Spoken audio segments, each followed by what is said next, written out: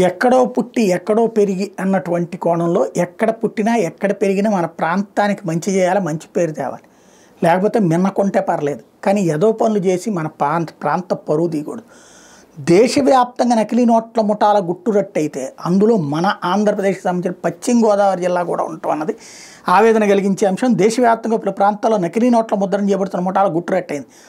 ఆంధ్రప్రదేశ్ రాష్ట్రంలోని పశ్చిమ గోదావరి జిల్లాతో సహా దేశవ్యాప్తంగా 7 ప్రాంతాల్లో నకిలీ నోట్ల ముఠాలను గుర్తించారు.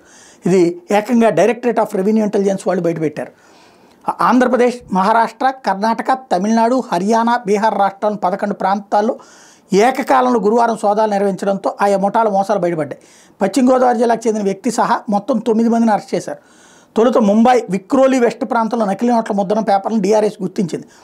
ఆ తర్వాత చేసిన సోదాల్లో అధునాతన పరిజ్ఞానంతో కూడిన నకిలీ నోట్ల తయారీ కేంద్రం ఆచూకీ లభించింది. ఆ కేంద్రం ల్యాప్టాప్లు, ప్రింటర్లు, పెన్ డ్రైవ్లు, సెక్యూరిటీ పేపరు, వాటర్ మార్క్తో కూడిన బటర్ పేపర్ని స్వాధీనం చేసుకున్నారు. కొల్హాపూర్ జిల్లాలో మరో కేంద్రాన్ని గుర్తించి నకిలీ నోట్ల తయారీ యంత్రాన్ని కూడా స్వాధీనం చేసుకున్నారు. కొల్హాపూర్ కేసులో నిందితుడిని విచారిస్తే బెల్గాంతో పాటుగా పశ్చిమ గోదావరి, బీహార్లోని కగారియా, హర్యానాలోని రోహ్తక్లో ముఠాల ఆచూకీ లభ్యమైంది. ఈ నెల 8న బెంగళూరు, ఉత్తరప్రదేశ్లోని గాజీపూర్లో 2 నిందితులు DRI అరెస్ట్ చేసింది. మరుసటి రోజున మహారాష్ట్రలోని ఠానే, హర్యానాలోని భివానీ జిల్లాలో నకిలీ నోట్లను స్వాధీనం చేసుకుని మరో 3 అరెస్ట్ చేసింది.